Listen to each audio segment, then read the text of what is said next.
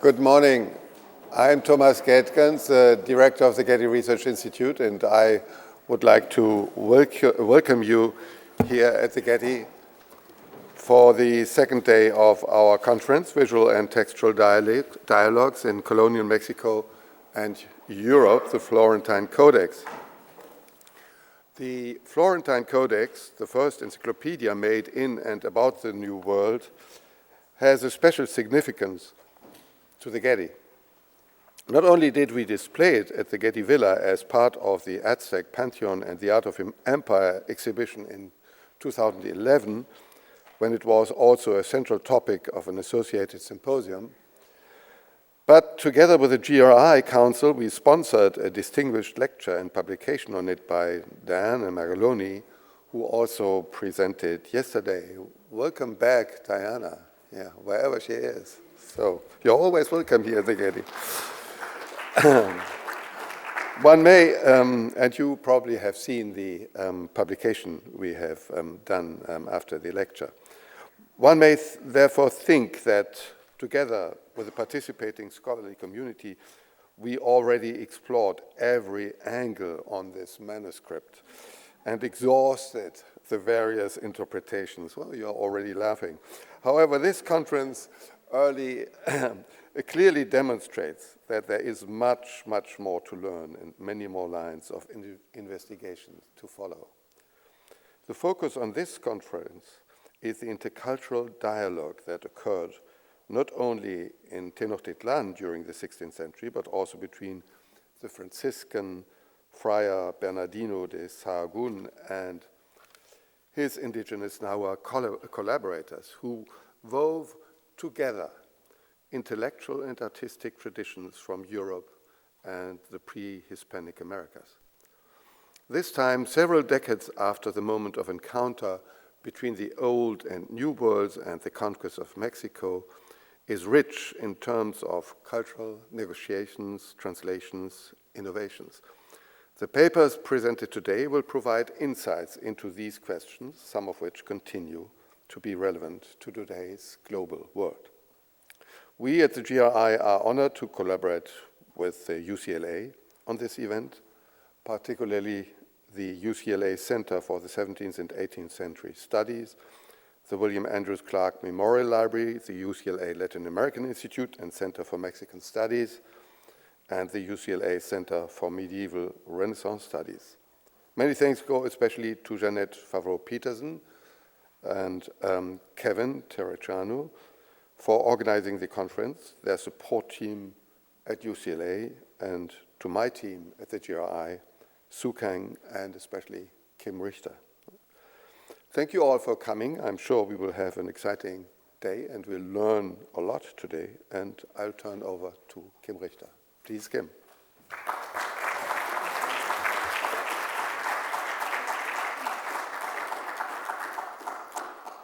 I too would also like to welcome you all today here for the second day of the Florentine Codex conference and add my thanks to Jeanette and Kevin, especially for reaching out to the GRI to host this wonderful panel here.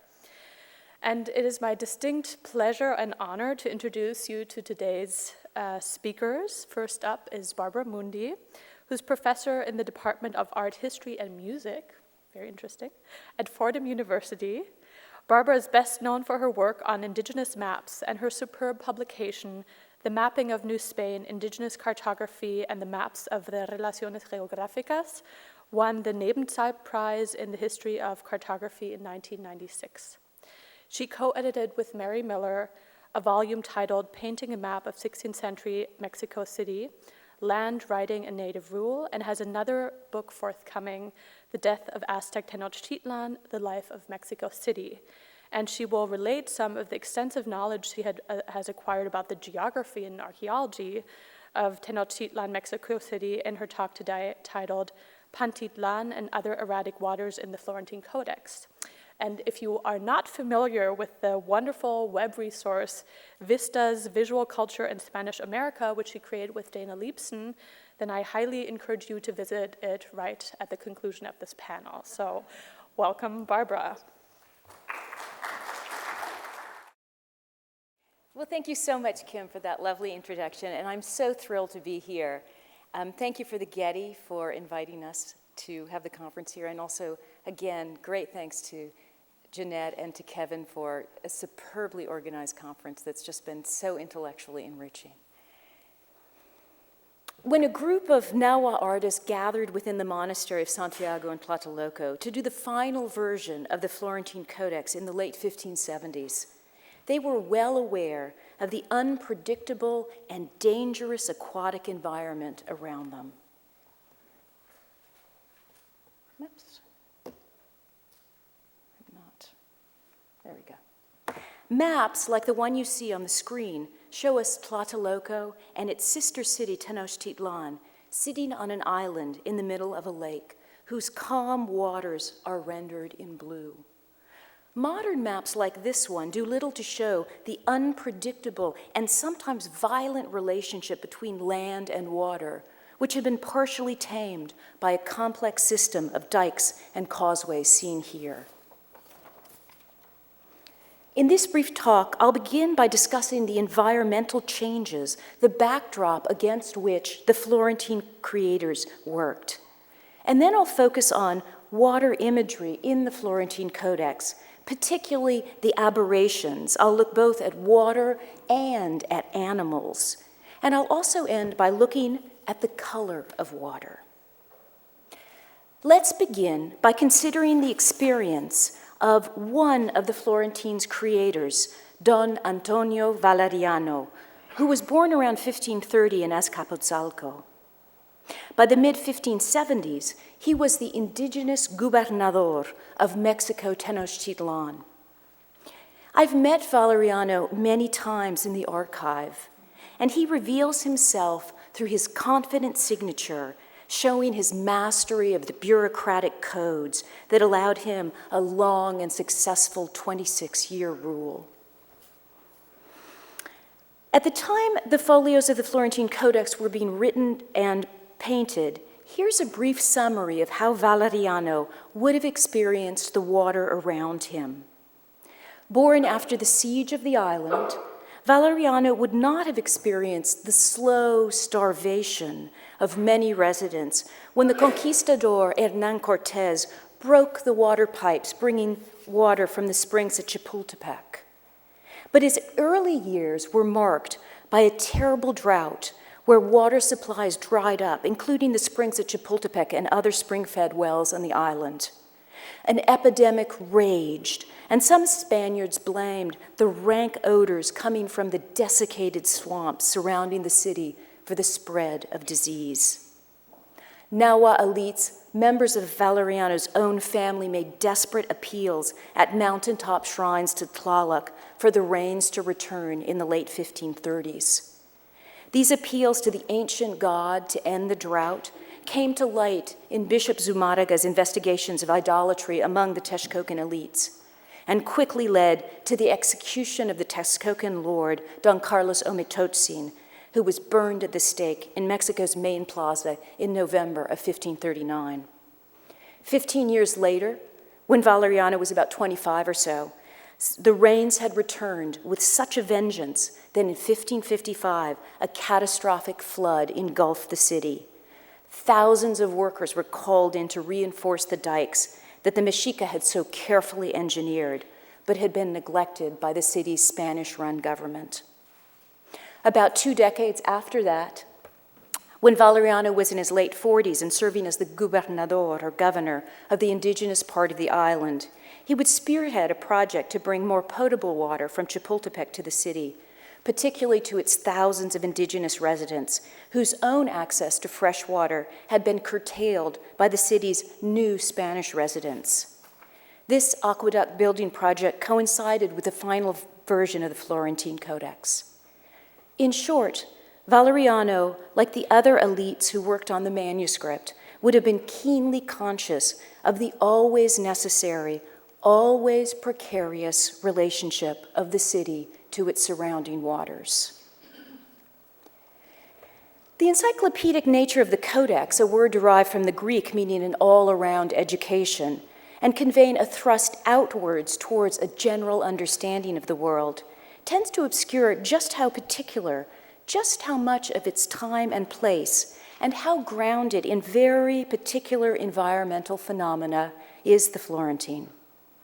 On its pages, we see how Valeriano and his cohort perceive the world around them, and as Gabriel Espinosa Pineda has amply demonstrated, the elites who created the book were highly sensitive observers of their unique lacustrine environment.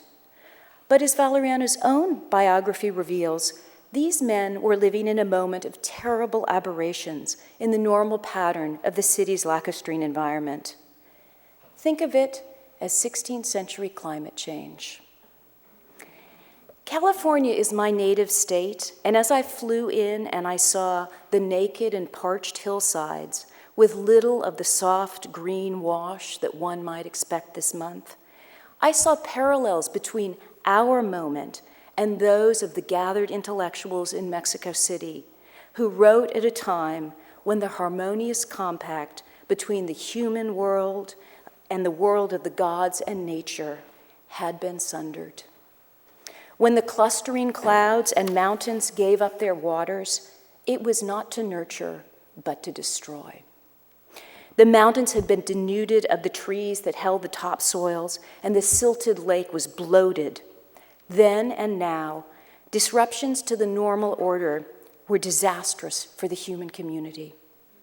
As Valeriano and his cohort worked on the last books, they shut the monastery doors against the plague that raged outside, the plague that may have killed half the city's indigenous population, trenching the plaza in front of the church to bury the dead.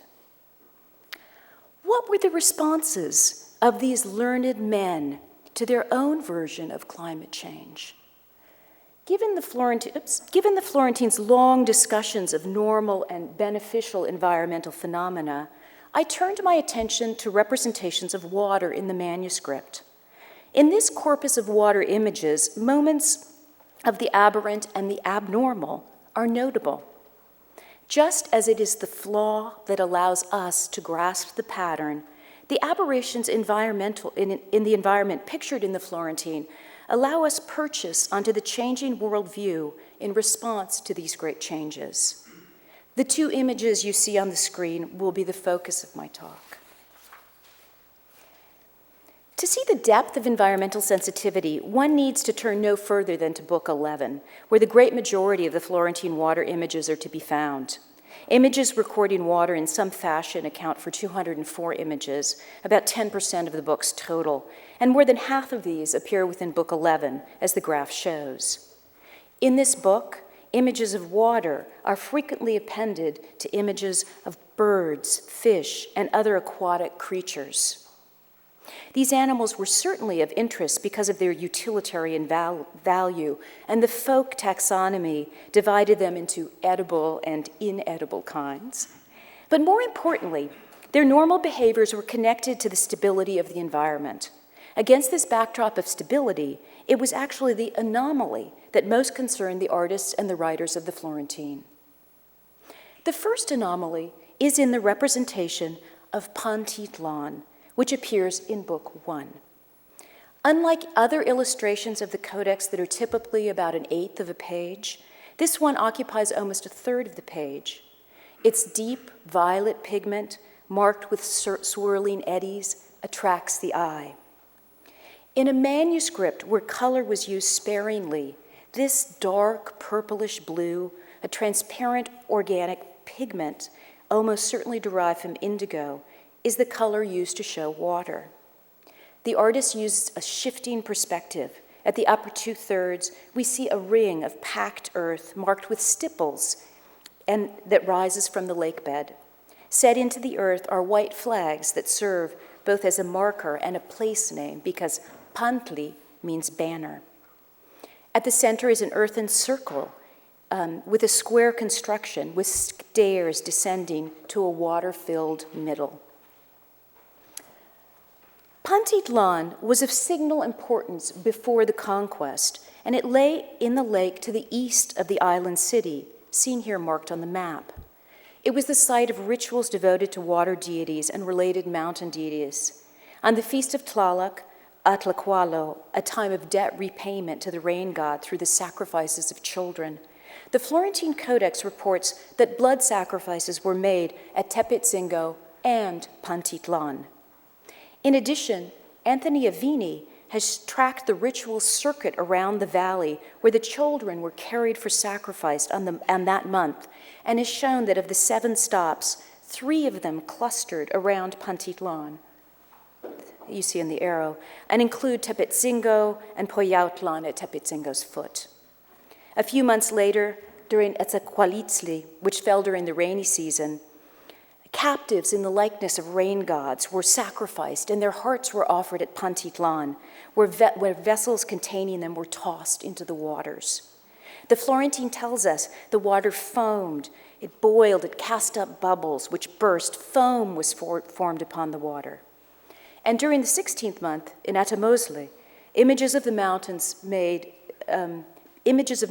made of seed dough and sacrificed at nearby Tepetzingo. The Dominican chronicler Diego Duran shared the fascination with Pantitlan, and he described it both as a sumidero, that is, a great drain, as well as a spring, and a place where enormous waves could engulf a boat, even on a windless day. To resolve the conflicting accounts, the archaeologists Carballal Stettler and Flores Hernandez attempted to locate Pantitlan, as well as to identify the precise geology that could create such variable effects. While unable to pinpoint the spot, they were able to determine from core samples of the stratigraphy some possible explanations of the crazy phenomena observed at Pantitlan. Pantitlan sits on a highly seismically active site at the juncture of tectonic plates. Some of the lake's erratic movements might have been produced by frequent seismic microquakes at the site. There also seems to have been underground springs lying beneath the lake bed. During the dry season, pressure from water on the lake bed, on the tightly packed clay strata beneath, may have led to liquefaction of these layers, causing the drain effect. Seismic activity could do the same. During the rainy season, underground flows of water from the surrounding mountains into the strata below the lake bed may have caused the water to explode upward from the lake floor, causing the dramatic waves on windless days. In the Florentine image, the outer ring with its banners suggests that Pantitlan was protected by a man-made earthen barrier anchored out of pilings, similar to the way that the dikes were constructed. Duran confirms the man-made intervention when he reported seeing great hoary trunks rising from the water when he passed the site by boat.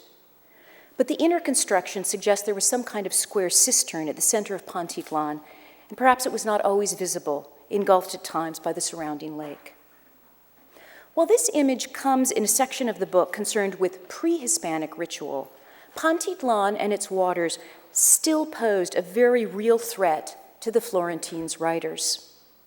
The reasons for the Great Flood of 1555 were many and included the deforestation of the surrounding mountains, as well as the neglect of the elaborate systems of the dikes that the Mexica had constructed to maintain water levels. But historic evidence suggests that floodwaters came from the east of the valley into the city, that is, from the area around Pantitlan. In response, the viceroy at the time, Luis de Velasco, ordered a reconstruction of the dike to protect the eastern littoral, an event recorded in the Codex Asuna, which was made about a decade before the Florentine was composed. Here, the viceroy, seated in his curule chair, points upward to this dike, appearing as a line of stones. Thus, for the Florentines' writers and artists, Pantitlan certainly had as much to do with remembered recent events as it did with pre-Hispanic ritual.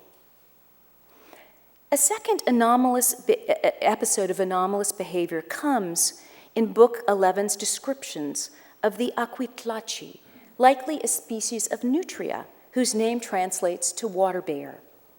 The name reflects the anomalous nature of the animal in that it's a hybrid between a ferocious land mammal, the bear, and a water creature. In a chapter in Book 11 devoted to water birds, we're treated to a much longer narrative about the Aquitlache. It is not a bird at all.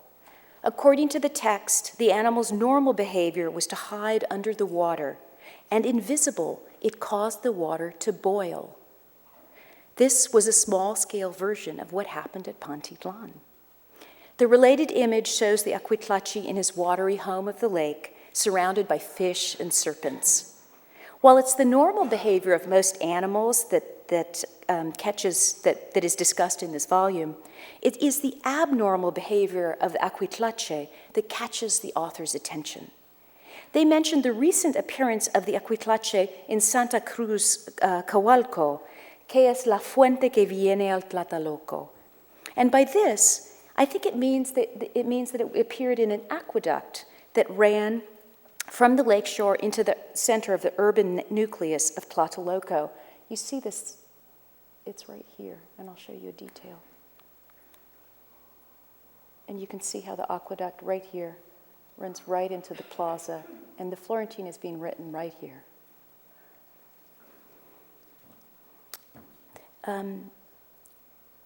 The image shows us a beast appearing in a water fountain defined by a low hexagonal base. By its shape and description in the text, I think this is a freshwater fountain that the indigenous leaders of Tlatelolco had built in the 1550s, an event registered in the Codex Tlatelolco, a fountain that sat just steps from the monastery where the Florentine was being created. While this is a different fountain from the recently excavated Caja de Agua, the presence of both fountains at the monastery underscores both the practical and symbolic importance of freshwater sources at the center of the city. A freshwater source was not only a crucial element of the native idea of Altepetl, but it was also essential for the health and survival of an urban population. The entry of such an animal into the city's freshwater source would have been quite threatening, in that its dirty and disruptive habits would have fouled the precious liquid that sustained the urban community. It's notable that the artists include two parallel images, the one at right of the animal in its natural habitat, while the other of its aberrant behavior. We don't know, of course, what caused the Aquitlache to jump into the fountain, the aqueduct and the fountain, but environmental disruption, like the drying out of lake levels, might have been a likely cause. In both cases, then, we have images describing aberrant environmental phenomena. But the Florentine artists also make clear that human beings are not powerless, and it carefully registers responses as well as the initial phenomena. In Pantitlan, we can see the basic outlines of the pre-Hispanic ritual, in this case, the feast of Etzalcoatzli, being carried out, as three figures seen in profile gather at the edge of Pantitlan to toss in offerings, clay vessels, green figures, perhaps carved of jade, and sheets of paper. Like a number of the other Ventena festivals, Etzalcoatzli had as its goal a kind of rebalancing of the relationship of human beings to the natural world. But another way of reasserting a basic environmental order comes in the representation of the space on the page. Again, we know little of what Pantitlan looked like, but here it is imprinted by a recognizable template. A square construction surrounded by a ring of water and then a ring of earth and another ring of water is an amplification of the basic template of Aztlán as represented in the Tierra de Peregrinación. Here, on the left of the manuscript that you see on the right, the originating Nahua groups set out from their homeland in Aztlán, right there, represented as a round island ringed by a lake. The template had been realized in Tenochtitlan itself, which was an island in a lake, surrounded by the land of central Mexico, and then by vast seas that seemed to stretch out to the east and the west forever. Thus, Pantitlan, the most dangerous part of the lake, a threat to the order of the world, here is translated into an ideal model, standing for the Mexica's larger achievement in taming the watery dangers that lay around the city. The fate of the poor, aberrant Aquitlache is less happy. The manuscript shows us one hunted down, killed by a thrust to its heart, much like the human sacrificial victim. And the text also relates that when one was captured and brought to the ruler of Tlatelolco in the 1530s, he was so terrified by it that he had it buried in Tepetzingo, that is, on the outcropping of land adjacent to Pantitlan.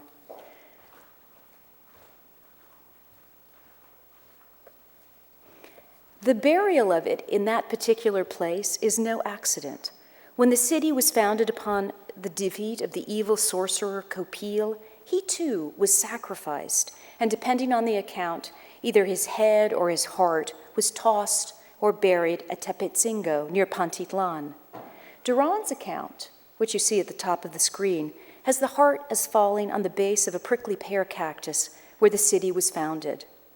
Thus, the ruler's decision to bury the aberrant animal on this spot reasserts an initial ordering of the world, an act that, at another moment, resulted in the foundation of the city in the aftermath of a sacrifice.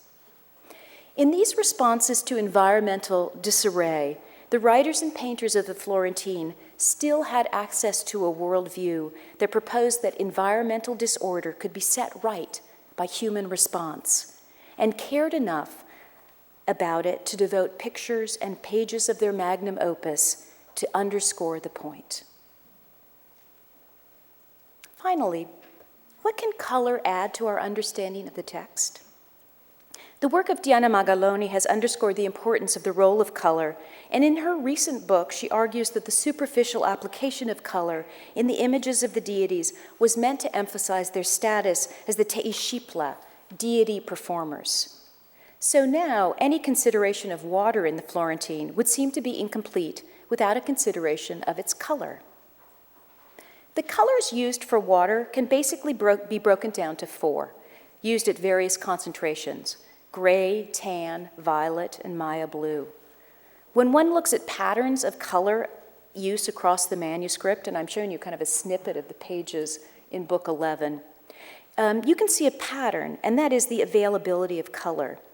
Beginning in folio right here, folio 179, I've keyed this to the digital edition, so the numbers are different, but this around here is 179. In Book 11, color disappears almost completely. It's likely because the trade networks that supplied the urban markets were shut down by the plague that began in 1576. In addition, if we understand that the manuscript from beginning to end is a temporal sequence, we can see that some periods, like the time when the artists were at work on these pages in Book 11, between folio 48 and 66, that the brilliant turquoise we know as Maya blue was abundant. But interestingly, it's not Maya blue that's the favored color for water of the surrounding lakes, but rather a rich violet purple that we see in Pantitlan. Found as both a concentrated pigment as well as a pale, almost gray wash. But in the case of colors used for water, the Florentine itself is aberrant. In cartographic manuscripts from the same time and place, artists uniformly used turquoise pigment, most likely derived from Maya blue, to show flowing water. Here's the Beinecke map that I had the privilege of working on with Pablo Escalante and Diana Magaloni. And Diana's investigations of it showed that the water on it is almost always made with some kind of mixture of Maya blue. In quotidian land grant maps from the Archivo General that I've worked on a lot, we often find the same kind of turquoise Maya blue pigment for water. In the Florentine, it's not just that the artists would have opted for Maya blue if they had had the pigment. On this page, we see that the artists had access to both, but used violet for the water and turquoise for the bird. So why the anomalous use of this violet pigment? Looking at the way water appears in Book 2 offers some suggestions. In this part of the manuscript, water is frequently shown in rituals of the washing of infants. Ritual washing, also done in rites of royal consecration, was a way that the Nahua moved from one state to another. In the case of the infants, they moved from the ungendered and unordered neonatal state into a world of gender roles and fixed responsibilities, which were described to them in the orations of the elders. The water used to effect these passages is almost always violet or violet tinged. If we return to the waters of Pantitlan, we see too that it shares the same pigment. Since this pigment is almost never, that I can think of, used on quotidian maps showing water, this use might be a convention particular to the Florentine and shows us another quality of water marked by a different level of animation and sacrality. To conclude, the conquest leashed terrible environmental changes, and 16th century residents of the valley were well aware that they lived in an era of ecological, particularly hydraulic turmoil, a time of climate change not unlike our own. In writing about and picturing the surrounding lakes, the minds and the imaginations of intellectuals who worked on the Florentine Codex were snagged on aberration of water and animals. Their responses, registered in text and print, were to underscore the human role in righting the disorder, whether it was the carefully tendered offerings at Pantitlan, or what I see as the sacrifice and interment of the Aquitlache.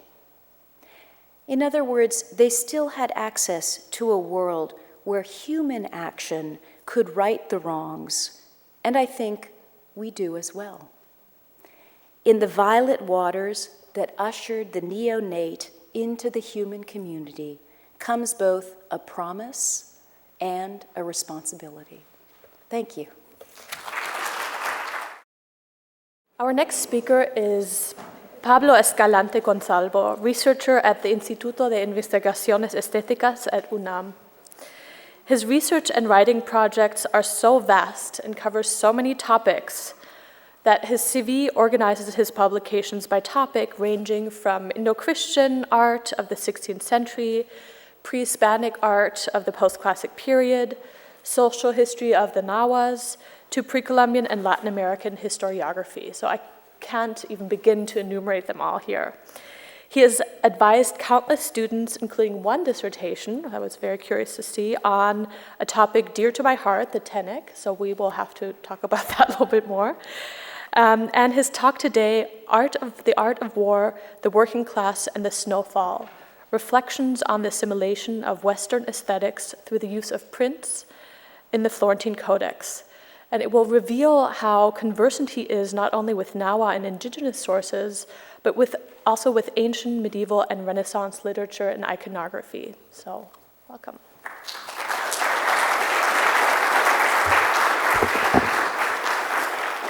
Thank you very much. And thank you to the Getty Museum.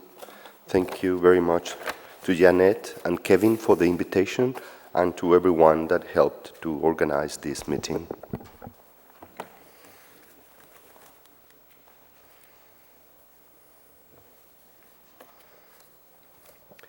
European books and prints were constantly used through the 16th century in New Spain. For most native artists and scholars, it was a normal procedure. As for those who elaborated the Florentine Codex, the use of European printed sources was methodical, comprehensive, and exhaustive. Scholars working with Sahagún were highly educated, they had read many books, and they also did library research in order to structure and enrich the content of what became the Florentine Codex. In previous works, I have pointed out the presence of several passages and paintings in Florentine Codex that were inspired by specific printed sources. Sometimes entire books were used, and their contents were influential in complete chapters of the Codex. They offered solutions for dozens of illustrations and helped to structure the text itself. Such was the case of the book Hortus Sanitatis by Johann von Cube, which was used for the section of the animals in Book 11, and also some other sections in that same Book 11 on natural things.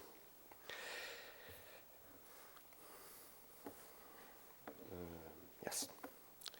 The use of such encyclopedic work as the Hortus Sanitatis, provided with explanations and points of view of other authors quoted by von Cube, for example, Aesopus, Aristoteles, Plinius, San Epifanio, San Isidoro, Avicenna, and Albertus Magnus. When the writers of Florentine Codex explain that the skin from the forehead, the nose, the chest, and the tail of the ocelotl made those men who wore it very strong, they are probably following the text in the Hortus Sanitatis, Leonum virtus est in pectore, firmitas in capite, et audaci in caudam. Likewise, the information on Florentine Codex about the ocelot sleeping with its eyes open must come from von Cube, who, speaking of the lion, says, as the tradition goes, dormiens apertos habet oculos. To establish an analogy between the lion and the jaguar would be a procedure similar to the one they followed in the case of the rooster and the hen and the turkey in the illustration of the Codex that follows also the Hortus Sanitatis. Another work, influential as a whole, was the book Emblemata by Andrea Alciatto. We see traces of this book of emblems in the texts of the chapter dedicated to Proverbs in Book 6 of Florentine Codex, and also in several images of different books with an allegorical and moral content. Let us remember an example. In the chapter dedicated to the feast of Teotleco, or arrival of the gods, and when speaking of the preparation of the altars with some plants in order to receive the gods, the painter must have been instructed by one of the scholars to use the illustration from Alciatto's book, that one in which Hermes comes to the presence of Odysseus in the woods and teaches him the secret of the yerba molly, the molly plant. We can see the waving cape, the joyful movement of the bodies, the light feet scarcely touching the floor. The encounter seems like a dance. The whole gestural language has been adopted.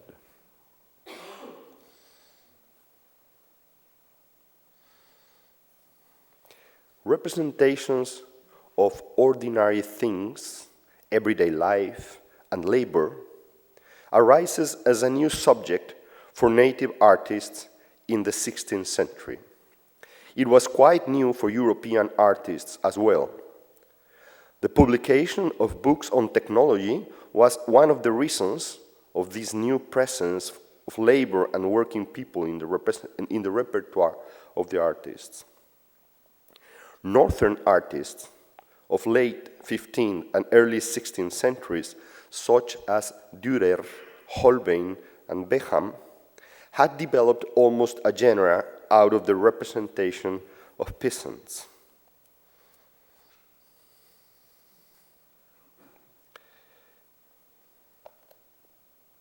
And some biblical scenes by Holbein emphasize aspects of technology and labor and developed compositions like those that seem to have influenced the Codex. In a few minutes, we will see how this specific image of Ruth in the land of Boaz was certainly in the hands of Sahagún's team. The majority of the scenes of labor in northern prints evoke collectivities and cooperation. The same thing happens with the happy and sometimes crazy scenes of monthly feasts of Dürer and Beckham. They show a humble community starving for distraction and catharsis. With steps that would seem part of a dance, Beckham represents peasants in his allegory of the months of the year. I believe that some illustrations of the feasts of the year in Florentine Codex have similar features, evoking the idea of community and presenting the people almost like a group of dancers. This similarity between party scenes by Beckham and Florentine Codex becomes more convincing, I think, when we analyze representations of a scared man and a drunkard in Florentine Codex. The image of a scared man is part of the explanation of the fortune of the Se Masatl, or one deer, in Book 4. It is said that those born in such a date tend to be scary or coward, and that they would be captured by the Ahuizotl and die in the water. The painting represents both the state of fear and the risk into the water. Gesture language strongly resembles that used by Beckham for some peasants, the mouth wide open, the hand emphatically raised. 3 pages ahead, the same painter had to depict a drunkard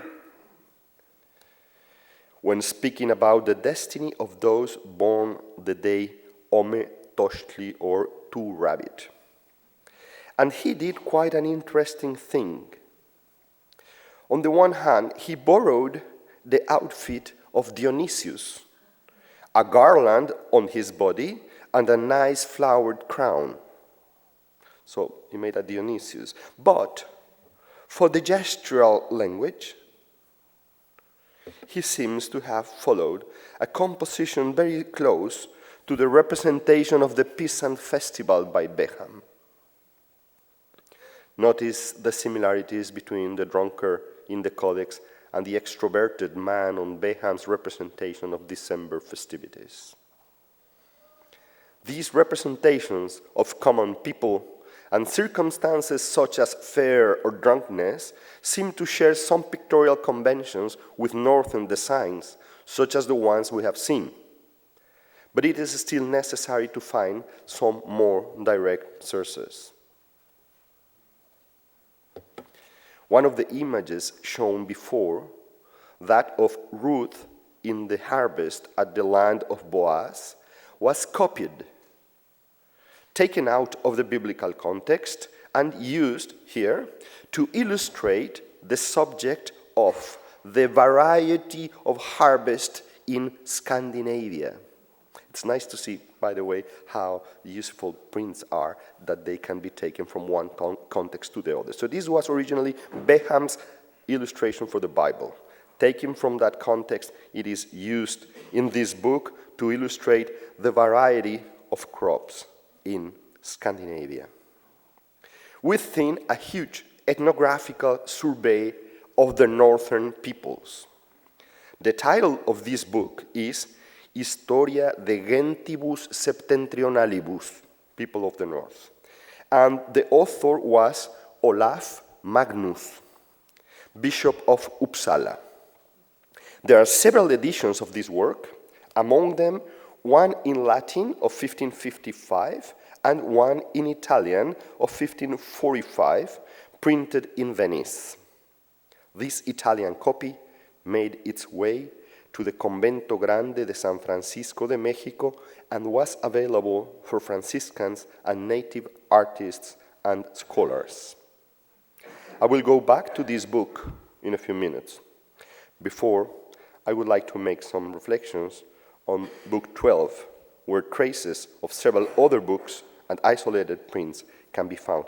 And perhaps I should go backwards a little bit with the image, just to show, because I didn't put the Florentino illustration of harvesting. Well, here I match it with the original Holbein illustration, which was somehow modified, but it's pretty much the same that we see later on Olaf Magnus' book on the northern people over here. So I want to go to book 12, and I will go back to Olaf Magnus' book. Okay. Book 12 is cosmopolite and rich in several ways, as the whole Florentine Codex, we could say, is. Traces of other books and narratives of traveling and war, can be seen in many of its pages.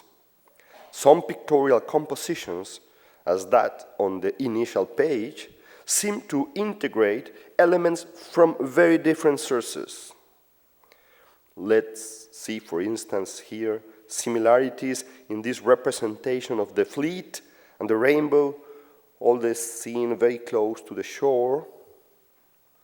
Or, for instance, these scenes of, I don't know the English word, desembarco, disembark. Notice, for instance, these like dock workers, the trunk, the chest, the animals by the trunk and by the chest. Even I find it interesting, this view of the, let's say, the accounting of merchandise, probably close to a mound of grain that could be compared to what we see here. Or even this presence of the tree on the platform by the harbor, where there's the people together and the ship getting close to the shore.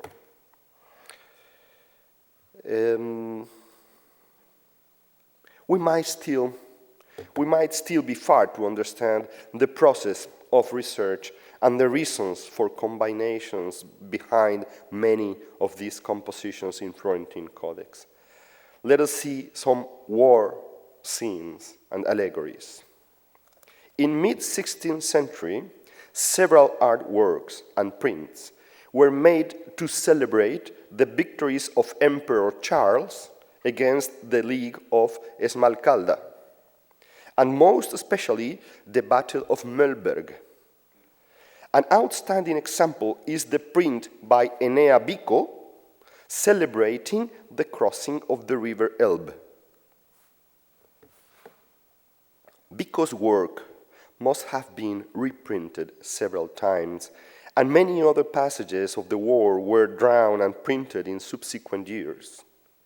A book that stands as an official chronicle of the war is the Comentario, and I rest here, Comentario de la Guerra de Alemania, hecha por Carlos V, máximo emperador romano, rey de España en el año de 1546-47, written by Luis de Ávila y Zúñiga, which I think is a book that needs more research in relation to Florentine Codex, and printed with many illustrations that seem to be related to our book 12 in several ways. In its It is worth noting that scholars and painters of Florentine Codex were familiar with allegorical and emblematic compositions. And it is also interesting to remember that they were quite aware of the exaltation of Emperor Charles as Holy Emperor, King of Jerusalem, and winner of the war against the Protestant League. We do not know yet, I do not know yet, which printed version of a copy of the famous print by Tiziano of Charles after the Battle of Mühlberg was in the hands of Mexican painters who developed this composition of the entrance of Hernán Cortés to Tenochtitlan. But I find it hard to believe that they didn't have that image in mind when they portrayed the conqueror in such a way, different from other representations in the Codex in Book 12. The prancing horse, the brilliant helmet, the elegant bird. But beyond these similarities with Tiziano's composition, it is striking to notice the allegorical implications of this image, where Emperor Charles Carlos and Hernán Cortés, this ambiguous figure, enters this Jerusalem Tenochtitlan. The juxtaposition of spears creates the powerful symbol of Ki Rho, the labarum of Constantine. Battle scenes in Book 12 are related to different sources, such as the Comentario by Ávila y Zúñiga. Some of them might have been inspired by prints and explanations on military strategy that were abundant in that time. Such literature on the art of war appears both in books that have that specific matter and also in form of chapters of more general books.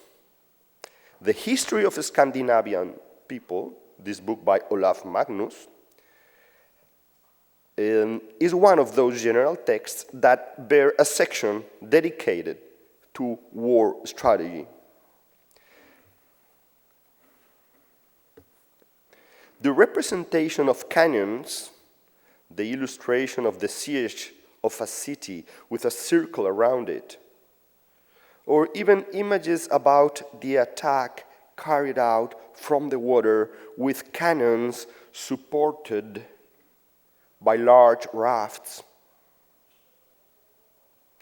are images from the Historia Gentibus Septentrionalibus that seem to be behind some compositions in Book 12.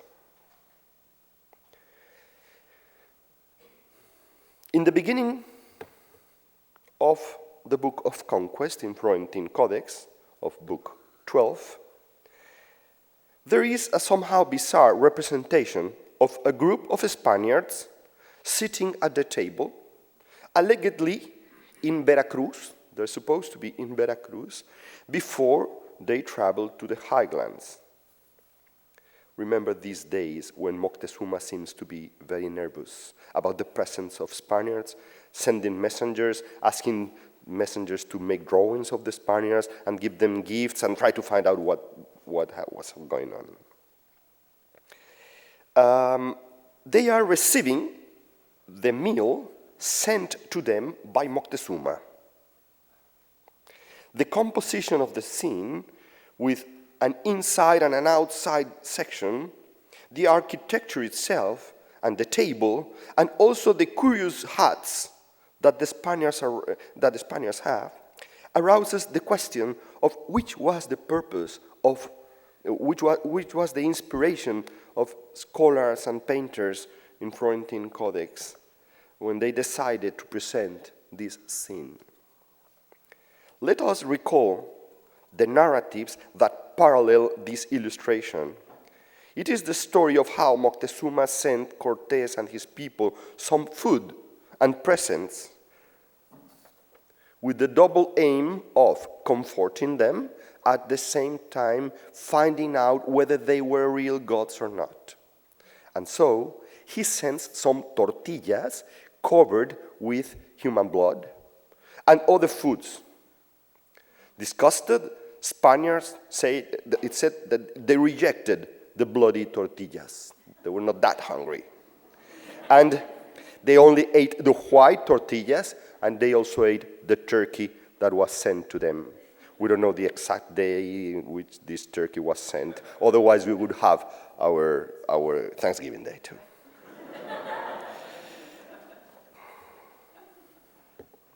There is a scene in the Gentibus Septentrionalibus in which 4 men eat and drink on a table inside a room.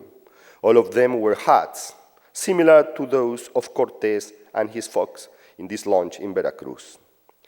It is important to say that the matter discussed in the Historia Gentibus passage was how the wine in Scandinavia was so bad that they needed to import wine from other countries.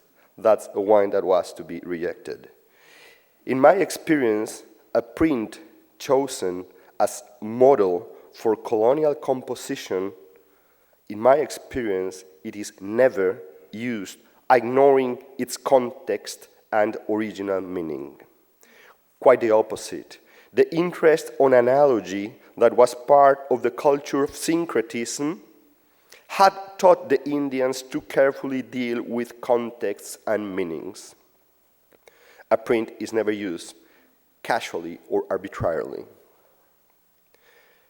The harvest of Boaz State, the canyons, the raft, barricades, the meeting of elegant dinner guests are all clues of the use of Olaf Magnus' work. Let us take a look at the last one. In the year of Chicomeacatl, or 1447, there was so much snow in central highlands of Mexico that many men died. Hard to imagine considering how is the weather in that part of Mexico, but not impossible. Actually, the date perfectly matches one of the first dramatic decreases of temperature in the beginning of the Little Ice Age, as we call it now. Anyhow, this is how the fact was presented in the pictographic language of Mixteca Puebla codices and also in conservative paintings of the 1540s like Codex Telleriano Remensis. And this is how snow-covered mountains were represented in pre-Columbian tradition, for instance, in Codex Nuttall. In Florentine Codex, Book 7, there is a section on ice, snow, and hail. A picture represents the clouds in purple, the snowdrops underneath, and a group of squared shapes that are supposed to represent the different forms adopted by snowflakes. They are really close to the cloud drop and the figures adopted by snowflakes that we can see in the book of Gentibus Septentrionalibus by Olaf Magnus. Of course, snowflakes are far more imaginative in Scandinavia. Florentine Codex, like other great books of history, is a book of books, a book about books. Here I have emphasized the presence of Western books within the pages of the Codex. Dozens of native books, tonal powalis, books of dreams, native books of merchandises, books on botanical species, entered the pages of Sahagún's project and merged with their European printed relatives. Thank you very much. The mics will come around, and just please, since we're recording, please wait for the mic to reach you.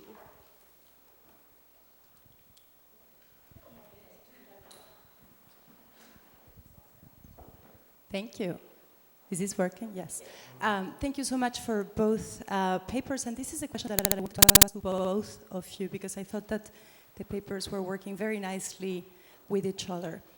And Barbara, you made this very persuasive case for looking at this image and reading all these Nahua cultural practices in it. And then Pablo, you made a very persuasive case for looking at these images and seeing all these European pictorial models. And you ended by saying there's also, you just focused today on the European sources, but there's also many native sources. And so there's, how do we square these two approaches? I mean, I think that they are both very sensitive to the complexities of the document, which is constantly doing this dog-rabbit thing on us. Is this Nahua? Is this Spanish? Is this, you know, sort of Nahua in the 1570s or earlier Nahua? So I wanted you guys to sort of address that issue and sort of this, whether the images are working in multiple registers at once or are making statements about this cultural thing. I mean, do you see images where a statement is actually made about rejecting or accepting, choosing between these multiple options?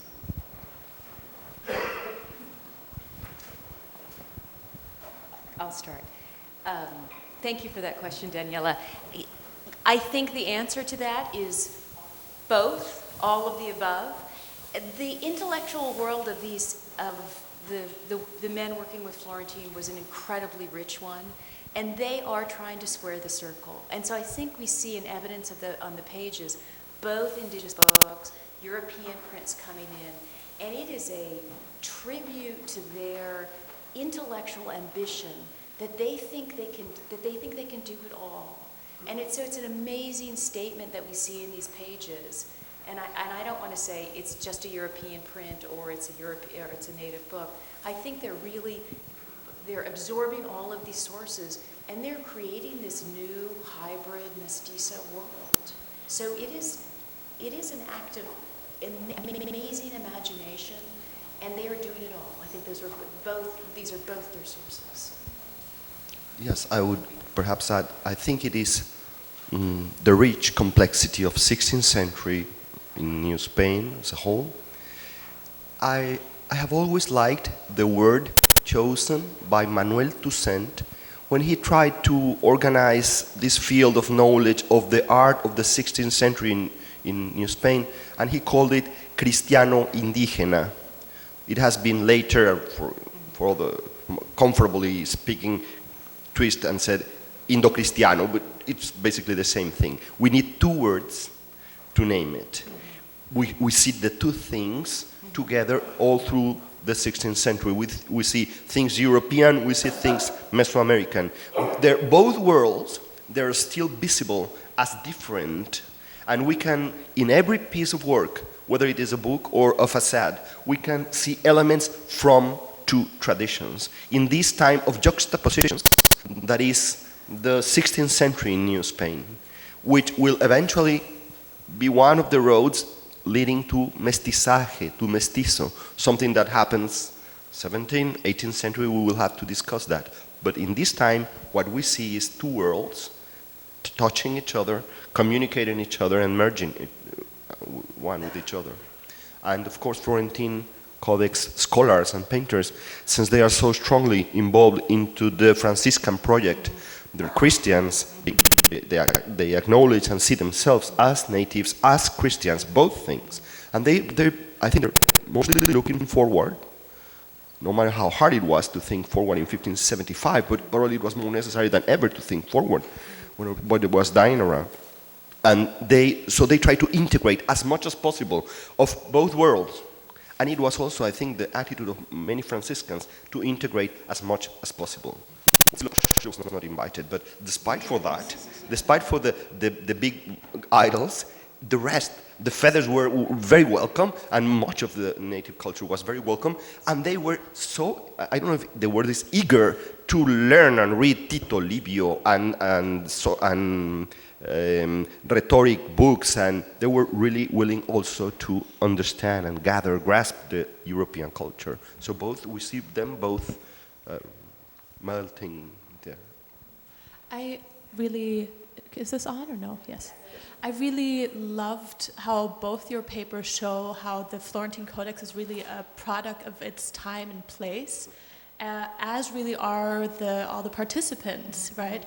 And so what has always been a question for me is how deliberate are they commenting on this moment when these cultures are melding, and they themselves being the products. And one could say, well, maybe at this point they sort of accepted it and absorbed it, and it's sort of unconscious. But you both have shown how absolutely they're deliberately commenting on the biculturalism that they have. And I mean, it sort of has raised for me years ago by Diana Magaloni, and the use of the colors. For me, it was the key moment was the two rabbit, when they used the European color to show that this drunkenness is coming from Europe, and how this is a deliberate comment showing their time and place and the eagerness to comment on it. So I love that you both brought that out. More questions? Yes, I have a question. Thank you, Barbara and Pablo, for those wonderful presentations. Barbara, thank you for reminding us of how important the lake was to these people and to the culture. I mean, this has got to be one of the most devastating ecological projects in the Americas, draining that lake over the course of 300 years. It took a long time, of course, and even in the 18th century, there are these references to people getting around in canoes and canals, and how the lake was so important. Didn't the authors of Book 11 consult lake people for a lot of the information? Yeah.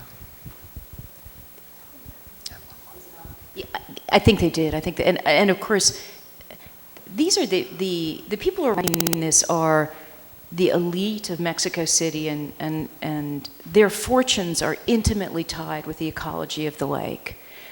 So yes, they know, they do consult with all types of people who make their living from the lake.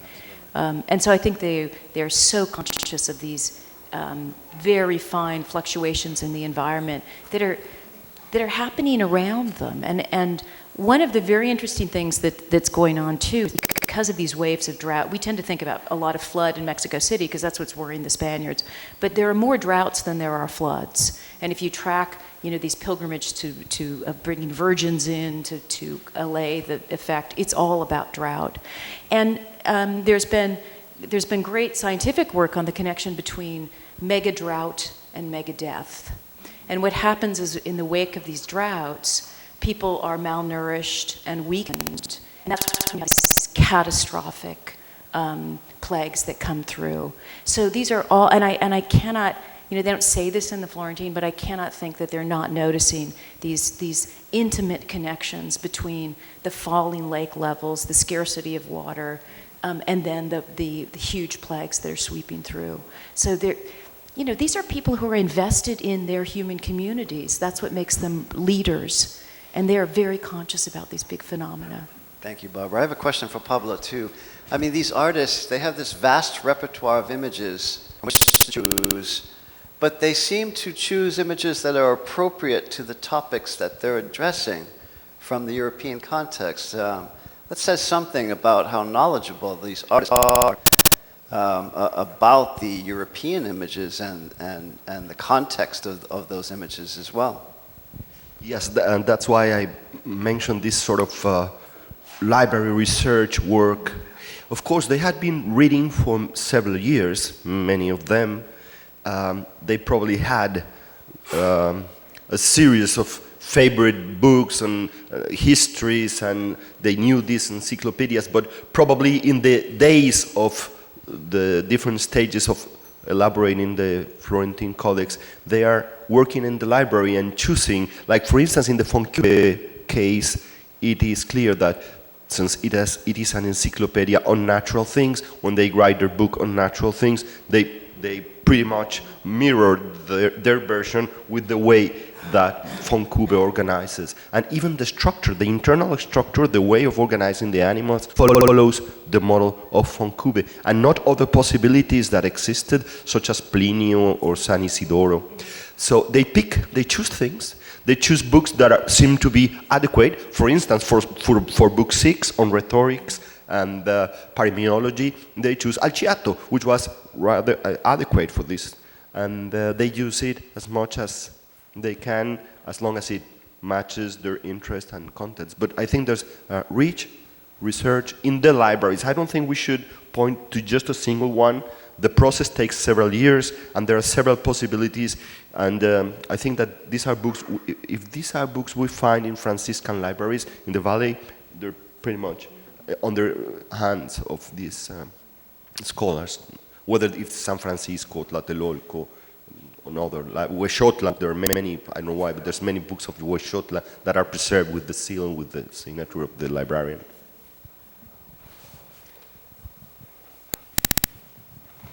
I wanted to congratulate you both. I learned so much. It was, with you, Barbara, it was like being in the 16th century and just feeling and looking at things around it. It was amazing what you did with the context. Pablo, you are as wise as these Nahuatlatos. It's amazing that you could like trace down each of these books. It's so difficult. I mean, I tried a little bit for my dissertation, and I really was like blown away by the depth of your research, and you really make a point that it's super important for us to take into account when looking at the Florentino, because it's the product of these people. And just thank you for remembering that place and time thing. And this is I mean, it comes from a part of me that I don't know if it's really the scholar or a passion. So I don't know how objective I am by saying this, but this is how I see it. I really think that in order to have written and painted that incredible work, something else happened. You know, they were really in a moment that it's an incredible crisis. So they were very, like what I think we haven't been able to communicate as historians to the world, and especially to Mexicans, is that these wise men that you described, Pablo, were so clever to have had all the books in the world at the time. No? I mean, all the books in the world at that time, everything. And that were facing those contingencies. Those were the ones who wrote the Florentine and painted the Florentine. And we haven't been able to communicate either of those things. And I just would love if out of this conference and for the proceedings, we could really communicate that. Because as a Mexican, I am, that is why it's not so scholarly, but as a Mexican, I think we need to see ourselves back in those people. They are mestizos, like us, and not the great and mighty Aztecs that we bring stories each decade a different one, depending on modernity, no? So, to have that time and place come today and reflect this amazing work in our present history. Just that, I mean, I was moved by what I just heard and saw, and I am moved by the fact that we are now getting along as historians, as art historians, as an anthropologist, more closer to being able to communicate what really transpired and who these people were.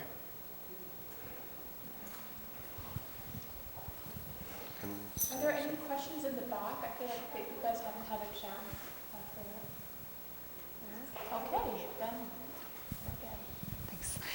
Yeah, thank you both for these wonderful talks. My question is for Barbara.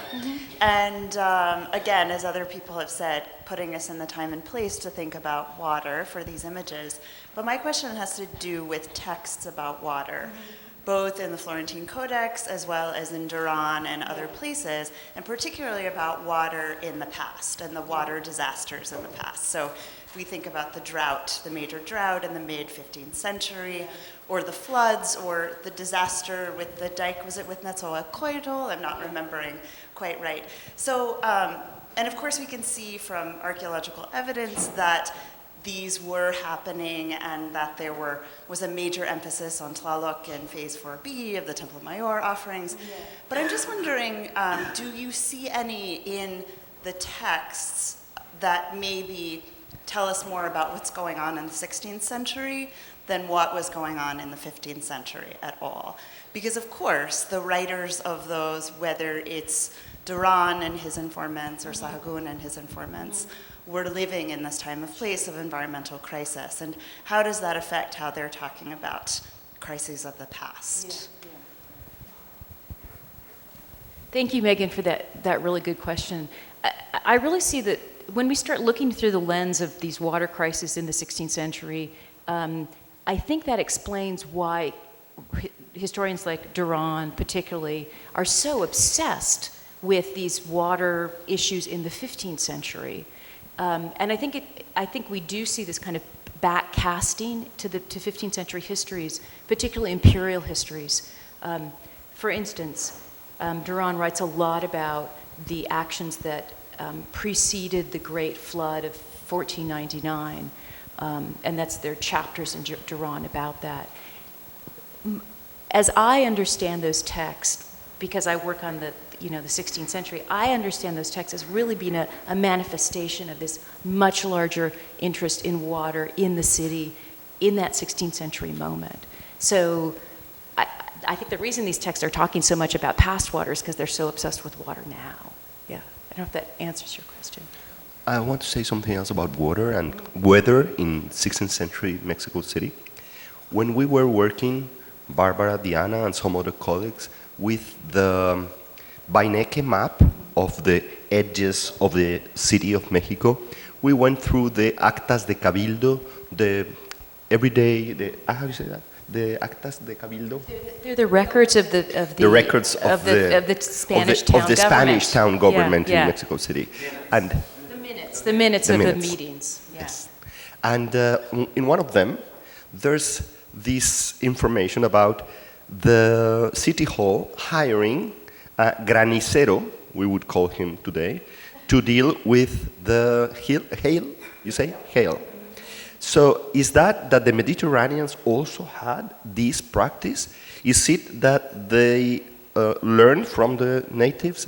The thing is that the city hall considered it necessary for the lands of the city, for the orchards of the city, to have someone dealing with the hail, doing these things, these ritual things that they do to push the hail out and far from the island.